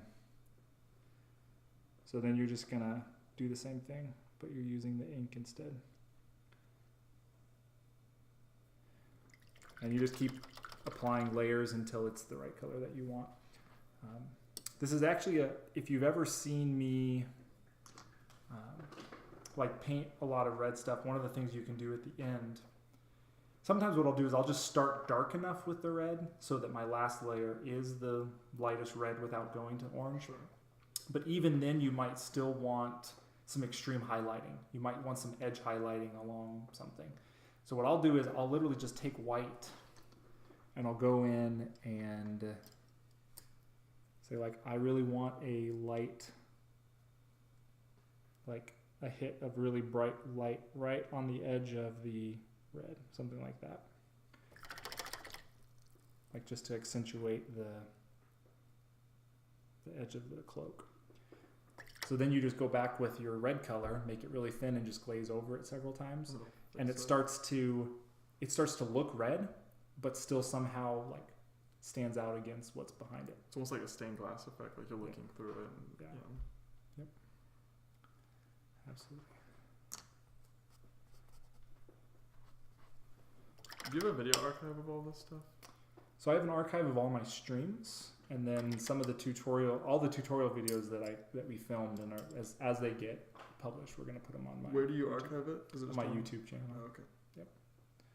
And then and for some reason my YouTube is kind of hard to search for. If people search for gorilla with a brush, it's like the 30th search result. There's all these other things that come up ahead of time. Maybe if you search with Alan O'Brien, it might be easier to find. But then people can just message me on social media and I'll send them the link if they can't find it. Yep. Are there any other questions that we have not? The only thing I haven't done is talk really about the smooth transitions. And so what I'll do is one of these days I'll do a non-metallic metal video, and that usually has lots of this really, really smooth transitions to get the effect. And so I'll show both of those things together in a lot of detail and go from start to finish. Because the smooth transition is not super, super difficult, but it's really time consuming because it takes tons and tons and tons of like glazing layers back and forth. And so that'd be something where I can just sit and talk to people someday and just do a whole video of like, okay, we're going to do this smooth transition here, buckle up and prepare for 50 layers of fun. Prepare for 50 layers of fun, yep. Do you actually wash your pallets, or do you just wait till it dries and then peel it off? What I actually try to do, you don't see me do it on stream as much because I'm more focused on like showing you guys stuff. But what I actually do is before it dries, I just take scraps of paper towel and like wipe it out. So I try to leave as little behind as possible.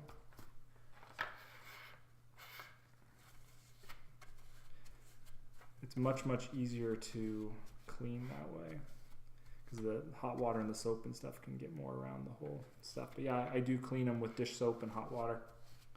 I usually will, I'll throw them all like with the hottest water that my tap will produce, and put some dish soap in there, let them soak for 20 or 30 minutes, and then I've got like a scrub pattern, just scrub out the paint. So it's not fun to do, but it must be done. Yeah, it must be done. It's kind of funny that the pallets are cheap enough where they're like $1 a piece. Like I could just throw them out and not clean them out, but I would just feel bad wasting that much plastic. And have you ever thought about getting like just a flat plexiglass thing and just using that? The problem is if you don't have the wells, so if you just use something like this and put it on there, it just, once it's all spread out, a large surface area just dries immediately, which is what people have wet pallets for, but I've talked in my videos before about why I personally don't use wet pallets. What's a wet pallet? So they use parchment paper. It's like baking paper that is only it kind of lets things osmote through it, but it doesn't really let things pass through it, if that makes sense. Yeah. So like water will just slowly like come through it. So you put down sponge or paper towel in a basin that's all wet and there's like water in the bottom, and then you put the parchment paper on top of it and you put your paint on there, and then as the paint starts to dry, it ends up pulling water through the parchment paper to keep it wet. That sounds way cool, if nothing else. It is way cool. But as I've said on other videos before, what happens in my experience is I can't control really how much water's coming through the parchment paper. So I find that over time, my paints get wetter and wetter, like thinner and thinner. And one of the big things with my painting is I have to really tightly control the consistency of my paint for all the different steps that I'm doing. And so just putting it on the wet palette, it like all kind of goes to one consistency eventually. That's not good. Or you have to just constantly like mix up new, because like you could have a big glob of paint there, like you just get a little bit of it. You can mix, because it's just, I don't know. I didn't do it. I didn't use it for 15, 18 years of painting. And then when I tried to use it, it was fighting me with the things I wanted to do. So I'm like, I'm doing okay without it. That's not to say other people shouldn't use it. There's tons of awesome painters that use wet palettes and it does really good work for them. But for me, it's just not my thing. Non-washable gamer, Gray, what rank are you in StarCraft? I just started playing again very recently. I am unranked. I'm barely trying to do one build properly. I'm awful at this game. I'm very good at card games. I pride myself a lot in that. But in StarCraft, I'm terrible. I just like watching the tournaments, so I'm trying to learn. I play Protoss, in case that makes a difference for you. But yeah, I'm not ranked yet. I don't even feel slightly comfortable going and playing ranked. It'll probably be 6 months before I go out and play a ranked game online. I have a friend who I play against, and he beats me every time, and he's just as new as me, but like he's just better. I need to learn everything. Like the way I work is I learn it all. I need to know all the control, all the hotkeys, and then from there I'll be able to like piece it together in my mind. I have a hard time like learning on the fly, and does that make sense for games like that? Because there's so much timing you have to know. It does make a difference, yes. There's more than one way to skin a cat. True, with painting specifically. Yep. Painting's a really personal thing. You know, you'll find stuff that works for you, and then, you know, without getting too much stuck in your rut. I mean, you just find things that just work for you, and then, you know, still try to learn new things. But some things just don't click. That's okay. But you should at least try them. You know, I can definitely say I've tried to use a wet palette and like it worked okay, but I just found myself like more and more being like, well, for this part I'll just use my well, and I'll just like, and then I just kept going back to the well. Drink from the well. Yeah. Drink from the well once, drink from the well forever. Yeah, I was also curious, non-watchable gamer, what do you play as? Are you a dirty Zerg player? Because can't have that. It's okay to be Protoss or Terran, but not Zerg. I actually hate Terran. I think they're the most boring race. There's nothing cool about them. They're just humans. Even though I like humans in Magic, there's like, I'm a human with a gun. Oh man, that's all I do. It's so boring. And the way that they play, you're like, I'm either mech or I'm bio, and that's it. You're just done. Whereas all the other races I think are way cool. Like I hate Zerg because they're really hard to beat. I actually think Zerg is really cool. Well, Fryer. Hey. Protoss player as well. Can't help but love a little Zerg creep. Yeah, true. I tried playing Zerg, but I couldn't manage all my queens with all my bases. There's so many. You have to do like 4 bases of queens and inject all at the right time. If you miss your timing, you're out on larva, and then you lose because they come at your base and you can't make your roaches pass. Awful. Ugh. It's the whole thing. Protoss, you're just like, I'm just going to warp things in. This is easy. Problem solved. Are you getting all jacked up? You're going to go home and play some StarCraft now? I am tonight. Actually, my buddy texted me while we were streaming. He's like, hey, are you getting on tonight? So, well, we're hitting 4 o'clock here, so 4 o'clock local time. So are there any last questions or anything? Or we'll give them a couple seconds to... Yeah. So your streams are generally 2 hours? Yeah, okay. 2 hours. So next week, I'm gonna I'll probably paint some Atlantis Miniatures Dwarves on stream. I doubt I will finish them during the week here, so I'll be working on finishing the last 5 for that commission over the next couple weeks. So I'll probably just, wherever I'm at in the process, I'll just paint some dwarves. At some point, I will finish Ali's base. I still need to do some gap filling on that and then prime the plinth so I can finish off her base, because there's this obnoxious like big gap between her base and the plinth, so I'm going to fill that in with something. So Mr. Heath said this earlier, but I didn't know what was going on with it. He said, yes, I really need to know, quotation, what is wrong with me, end quote. Oh, so when I was asking people if they had questions, just let me know what questions I can answer on stream, he responded to my thing of what's wrong with me. So he wants us to answer what is wrong with him. Well, Mr. Heath, by your statement above, you said a fun fact about kids: they have their own form of creep with toys. Having kids might be what's wrong with you. Can't confirm that. I'm just saying. My sister had a kid 2 years ago. Everything changed drastically after that. Well, I don't have any children. We don't have any plans to have children. You have cats. So we have cats. We have fur babies. Fur babies. That's the new hidden thing. Like no one, like kids are just on the downtrend. Kids are not trending. Yeah, millennials are not having kids, and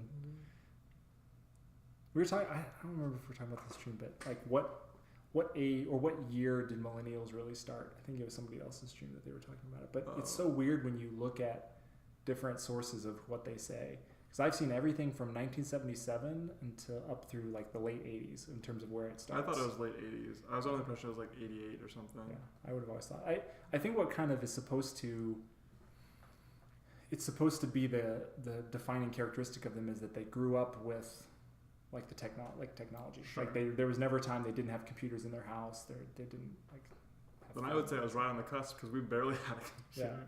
Yeah, and it's kind of funny because when I when I'm at ASU and I got all these young graduate students around and stuff, like I will come to meetings or whatever, and I have my like manila folder full of the things, and I have my pad of paper, and everyone else who's younger than me comes with their computers and iPads, and everything's digital for them. And to me, I still live a bunch in my analog world of like writing stuff down is still like important to me to remember it and to understand it. Well, there was like studies done about how like writing helps you actually remember what you're doing as opposed to like typing and stuff, which I can totally believe. The only good thing about like if you're doing digital notes is it's way easier to organize. Yeah. You can't lose digital notes, not really. You can definitely lose paper. Yeah, that's true. I switch between, depends on what I'm doing. If I'm doing like a creative project, I'll use paper because I can draw. But if I'm just like if I'm doing boring stuff, I'll just do it on a computer. I don't care. That's my general thing. Let's see. You'll work, but great if you want. Yeah, I believe that. 79 to 83 is what Non-Washable Gamer has heard. A lot of people mistake millennial for iGen, which is the most recent generation. Yeah. So I thought with the millennials, it was just like they had grown up with technology, and I'm kind of on because I'm late 70s, so like I know we had computers when I was a kid, but it wasn't. You didn't have like internet access. Yeah, really. like the internet wasn't there. I didn't have my first email account till I was in like a sophomore or junior in high school. Yeah, because even we just had dial-up internet when I was a kid. Like I remember hearing the like, and that was really something. I don't think I was until like late elementary or the beginning of junior high to where like there was AOL that I could actually go on and instant messaging. And actually like do stuff on the internet or look stuff up. The first Instagram. That's what that was. Yeah. But when is iGen? What time frame? When did it start?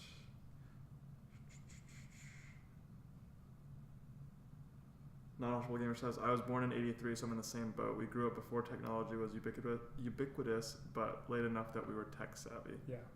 That's kind of how I feel. Like I'm sort of between the two worlds.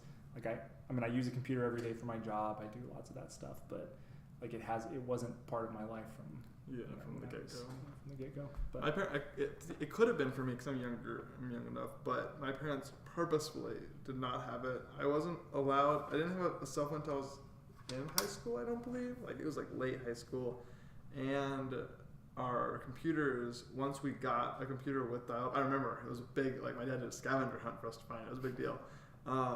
I think I was in junior high at the time, or like 6th grade. But I remember we had like 2 hours a day. That was it. So it was like part of life, but it wasn't the life. yeah. Now I'm like 10 hours a day. Yeah.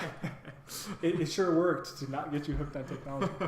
But all right, well, we'll sign off. Thanks everybody who was guys. on stream today. Hopefully you guys got something out of it.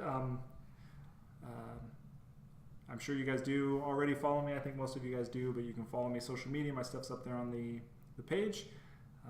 Feel free to say hi to me there, send me questions or anything like that. But yeah, thanks for stopping by. Thanks again to Gray for co-hosting today. Happy to. And yeah, cool. So we'll shut it off.